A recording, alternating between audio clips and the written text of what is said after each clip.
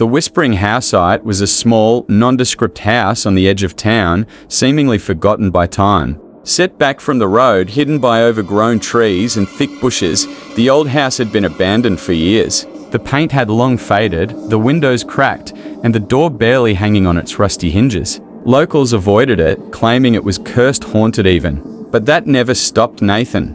Nathan was a skeptic by nature, fascinated by the supernatural, but always grounded in logic. He had heard the stories. Everyone in town had a house that whispered to anyone who dared get close. But Nathan didn't believe in ghosts. To him, the house was just another relic from the past, suffering from the neglect of its owners. He was determined to prove that the legends were nothing more than the products of overactive imaginations. One overcast Saturday afternoon, armed with only a flashlight and a backpack full of basic supplies, Nathan made his way to the Whispering House. The air was thick with humidity, and the clouds above threatened rain, but he didn't care.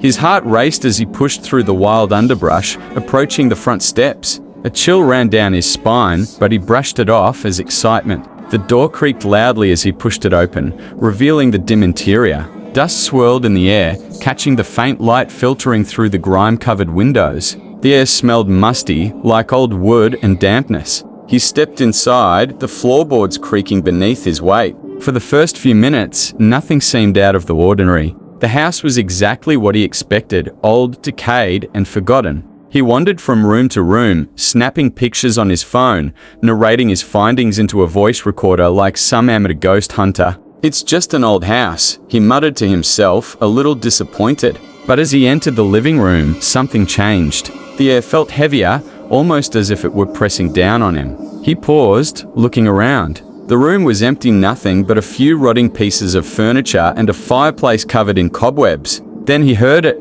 At first, it was faint, so faint he thought it was his imagination. A whisper. It was soft, barely audible, like the rustling of leaves or the distant murmur of voices. Nathan froze, his heart hammering in his chest. He strained to listen, but the sound faded as quickly as it had come.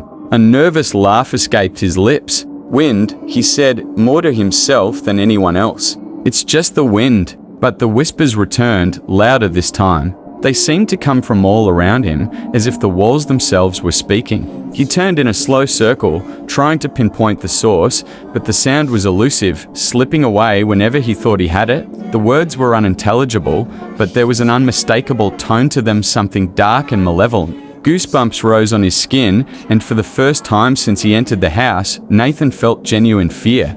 He shook his head, trying to shake off the feeling.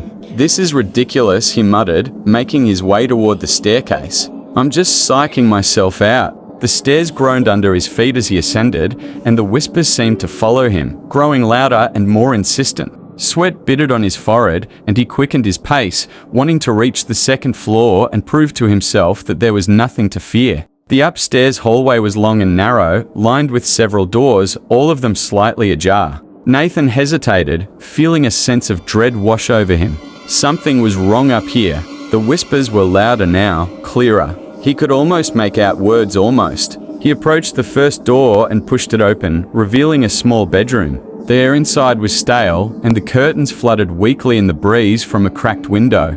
There was nothing unusual here, but as he turned to leave, he caught a glimpse of something in the mirror on the far wall. A shadow. Nathan froze, staring at the reflection. There was no one else in the room, he was sure of it, but the shadow in the mirror didn't belong to him. It was tall, much taller than he was, and it stood perfectly still, watching him. Cold fear gripped his heart, and he turned sharply, expecting to see someone behind him. But the room was empty. His breath came in short gasps as he backed out of the room, slamming the door shut behind him. The whispers were louder now, clearer, and he could finally understand what they were saying. "Leave now." Nathan's heart pounded in his chest. The rational part of his mind screamed that it was all a trick of the imagination, but the primal part of him, the part that had kept humans alive for centuries, knew better. He needed to get out. He turned and bolted for the stairs, but the floorboards beneath him gave way with a deafening crack. He fell hard, crashing through the weakened wood and landing in the dark, cold basement below. Pain shot through his leg as he tried to stand, but something was wrong. His foot was caught pinned under the debris. The whispers surrounded him now, louder and more menacing than ever. He clawed at the rubble, trying to free himself, but it was no use. Panic set in as the darkness closed in around him, and then he saw it. A figure emerged from the shadows, tall and featureless. Its presence was suffocating, and the air around it seemed to distort and ripple. The whispers grew deafening, filling his mind, drowning out his thoughts. Nathan screamed, but no sound escaped his throat. The figure drew closer, its faceless head tilting as it regarded him. It bent down, reaching out with long, skeletal fingers. The touch was cold, impossibly cold, and as it gripped his arm, Nathan felt his strength leaving him. The last thing he heard before the darkness swallowed him whole was the whisper, "Stay forever."